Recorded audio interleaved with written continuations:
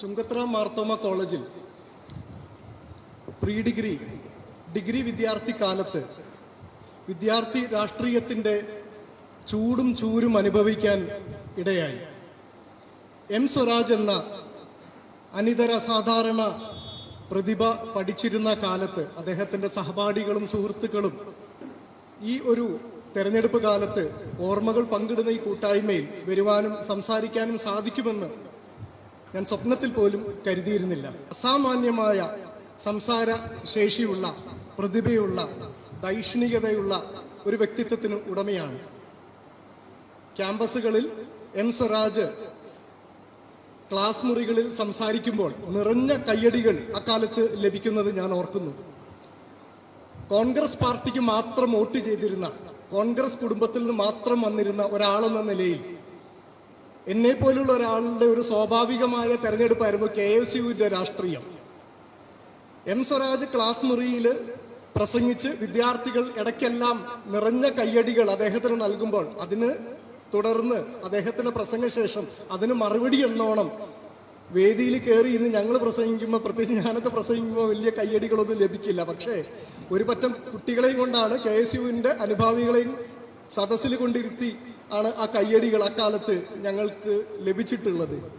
അസാമാന്യമായ ദൈഷ്ണികതയും ഭൗതിക ശേഷിയും ഓർമ്മശക്തിയും പറയേണ്ടത് കൃത്യമായിട്ട് സംവദിക്കാനുമുള്ള എം സ്വരാജിന്റെ ഒരു ശേഷിയും അല്പം ദേഷ്യത്തോടെയും തെല്ലസൂയയോടെ ഒക്കെയാണ് അന്നത്തെ KSU രാഷ്ട്രീയത്തിന്റെ മുഖ്യധാരയിൽ നിന്ന് ഒരാളെന്ന നിലയിൽ ഞങ്ങളൊക്കെ നോക്കിക്കണ്ടിരുന്നത്.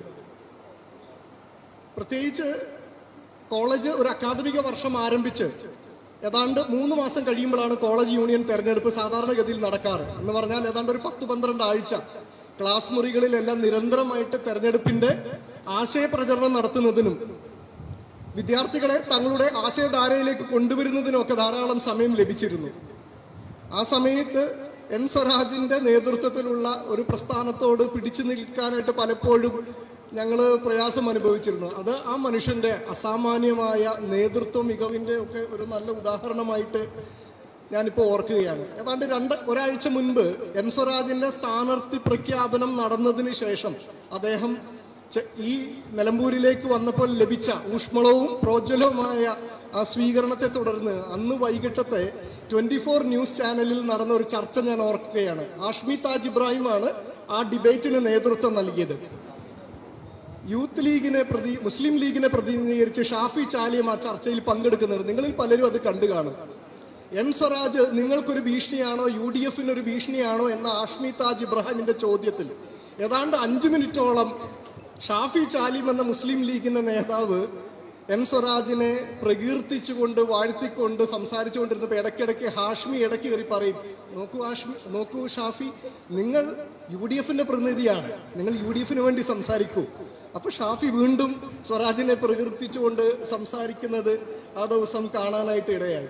കുറച്ച് വർഷങ്ങൾക്ക് മുമ്പ് മനോരമ ചാനലിൽ ജോണി ലൂക്കോസ് എം സ്വരാജുമായിട്ട് നടത്തിയ ഒരു ഇന്റർവ്യൂ എൻ്റെ മനസ്സിൽ എപ്പോഴും തങ്ങി നിൽക്കുന്നതുണ്ട്.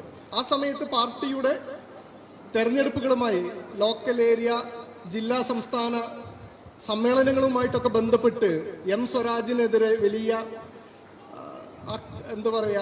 ആരോപണങ്ങളൊക്കെ മാധ്യമങ്ങൾ കൊണ്ടുവന്ന സമയത്ത് അതിനെ തുടർന്ന് നടന്നിരുന്ന ഒരു സമയത്താണ് ഇന്റർവ്യൂ നടക്കുന്നത്.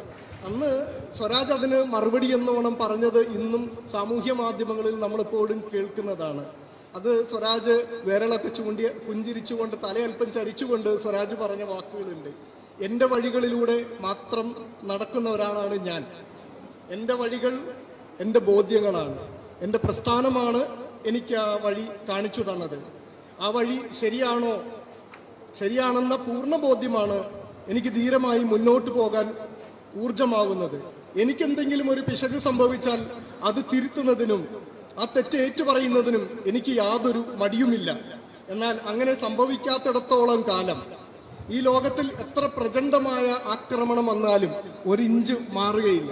ഇത് സ്വരാജിന് മാത്രം ഇന്ന് കേരളത്തിൽ പറയാൻ സാധിക്കുന്ന വാക്കുകളാണ്. അദ്ദേഹത്തിന്റെ സ്ഥൈര്യവും സത്യസന്ധതയും പൊതുജന മണ്ഡലത്തിൽ അദ്ദേഹം നടത്തുന്ന ഇടപെടലുകളും നമ്മുടെ മുമ്പിൽ ഒരു തുറന്ന പുസ്തകമായിട്ടുണ്ട്. മാത്രമല്ല, ആ കാലഘട്ടത്തിൽ വിദ്യാർത്ഥികളായിരുന്ന സഹപാഠികളായിരുന്ന നമ്മൾക്ക് ഓരോരുത്തർക്കും സ്വരാജിന്റെ രാഷ്ട്രീയ പ്രവർത്തനം നേരിട്ട് കണ്ട് അനുഭവം ഉള്ളവരും കൂടെയാണ്. അപ്പം സ്വരാജിന് മാത്രമേ ആ വിധത്തിൽ ഉള്ളു തുറന്ന് ഹൃദയത്തിന്റെ ഭാഷയിൽ ആ വിധത്തിൽ സംസാരിക്കാനായിട്ട് സാധിക്കുകയുള്ളൂ എന്ന് നമുക്ക് ഓരോരുത്തർക്കും അറിയാം. സ്വരാജ് എന്ന വ്യക്തിയുടെ പുസ്തകങ്ങൾ, പൂക്കളുടെ പുസ്തകം, യാത്രാ വിവരണം, കറുപ്പ് ഒരു നിറമല്ല എന്ന ഒക്കെയുള്ള പുസ്തകങ്ങളും കവിതാ സമാഹാരവും ഒക്കെ നമ്മുടെ മുമ്പിലുണ്ട്.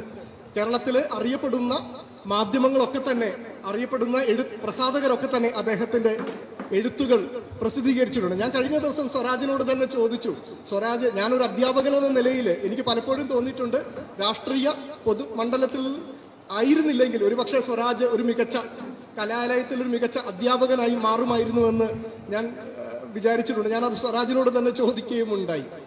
സ്വരാജിന്റെ പൂക്കളുടെ പുസ്തകം എന്ന് പറയുന്ന പുസ്തകത്തില് ശ്രീലങ്കൻ തമിഴ് വംശജരുടെ സ്വാതന്ത്ര്യത്തിന് വേണ്ടിയിട്ടുള്ള പോരാട്ടത്തെ അടയാളപ്പെടുത്തുന്ന അഗ്നി പോലൊരു പൂവ് എന്ന് പറഞ്ഞുകൊണ്ടാണ് ആ പുസ്തകം ആരംഭിക്കുന്നത്. ഫ്രാൻസിസ് അസീസിയിലെ അദ്ദേഹത്തിന്റെ നിണമണിഞ്ഞ മണ്ണിൽ വളർന്നു വന്ന റോസാ ചെടികളുടെ മുള്ളുകൾ അപ്രത്യക്ഷമായ കഥകളൊക്കെ ആ പുസ്തകത്തിൽ വളരെ മനോഹരമായി വർണ്ണിച്ചിട്ടുണ്ട്. വിൻസി വാൻഗോഗിന്റെ സൂര്യകാന്തി പൂക്കളും പേർഷ്യയിൽ നിന്ന് കൊണ്ടുവന്ന ചിനാർ മരങ്ങള് കാശ്മീരിൽ നട്ടുവളർത്തിയ മുഗളന്മാരുടെ കാലഘട്ടമൊക്കെ അതിമനോഹരമായി പൂക്കളിൽ കൂടെ ഒരു രാഷ്ട്രീയവും ലോകസഞ്ചാരവും തന്നെ എം സ്വരാജ് നടത്തിയിട്ടുണ്ട്. കറുപ്പൊരു നിറമല്ല എന്ന് പറയുന്ന യാത്രാ വിവരണത്തിൽ സൗത്ത് ആഫ്രിക്കയിൽ ഒരു സമ്മേളനത്തിന് പോയി ക്രുഗർ നാഷണൽ പാർക്കിലെ രസകരമായ ഒട്ടനവധി അനുഭവങ്ങൾ അദ്ദേഹം പങ്കുവെക്കുന്നു. ഈ വിധത്തിൽ ഒരു ബഹുമുഖ പ്രതിഭ എന്ന നിലയിൽ സ്വരാജ് നമ്മുടെ മുമ്പിൽ ഒരു വഴികാട്ടി എന്ന നിലയിൽ നമ്മുടെ മുൻപിൽ നിൽക്കുകയാണ്. നമ്മളെ സംബന്ധിച്ച് സാധാരണ പറയുന്ന ക്ലീഷയാണ് നിലപാടുകളുടെ രാജകുമാരൻ എന്നൊക്കെ, അത്തരം പ്രയോഗങ്ങളൊന്നും നടത്തുന്നില്ല. പക്ഷേ നിശ്ചയമായിട്ട് നമ്മൾ ഓരോരുത്തരെ സംബന്ധിച്ചും ഏറെ അഭിമാന പുരസ്സരം പറയാനായിട്ട് സാധിക്കും. സ്വരാജ് ഞങ്ങളുടെ സഹപാഠിയാണ്, സതീർത്ഥ്യനാണ് എന്ന് ആത്മാർത്ഥമായിട്ട് നമ്മൾക്ക് ഓരോരുത്തർക്കും പറയാനായിട്ട് സാധിക്കും. എനിക്ക് ഇവിടെ നിന്ന് ഈ സദസ്സിലേക്ക് നോക്കുമ്പോൾ ഞാൻ വിദ്യാർത്ഥിയായിരിക്കുമ്പോൾ KSU പ്രസ്ഥാനത്തിന് നേതൃത്വം നൽകിയ ഒരു കാലഘട്ടത്തിലെ KSUവിന്റെ പ്രവർത്തകര്, ABVPയുടെ പ്രവർത്തകര്, MSFന്റെ പ്രവർത്തകര്, SFIയുടെ പ്രവർത്തകരൊക്കെ ഈ സദസ്സിൽ ഇരിക്കുന്നത് എനിക്കിവിടെ നിന്നാൽ കാണാനായിട്ട് സാധിക്കും. അത് സ്വരാജിന് ലഭിക്കുന്ന ഒരു അംഗീകാരമാണ്.